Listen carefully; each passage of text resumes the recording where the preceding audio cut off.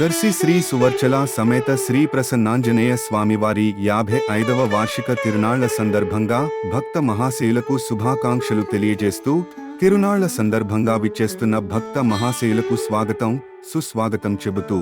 శ్రీ గౌతమి విద్యాసంస్థల అధినేత చైర్మన్ శ్రీ కనుమర్ల గుండారెడ్డి గారు, డైరెక్టర్ నాగేంద్ర బాబు గారు, డాక్టర్ మునగా నరసింహారావు గారు మరియు కుమారుడు కాపురపు శ్రీనివాస రెడ్డి గారు అన్నదాన కార్యక్రమంలో పాల్గొనడం జరిగింది.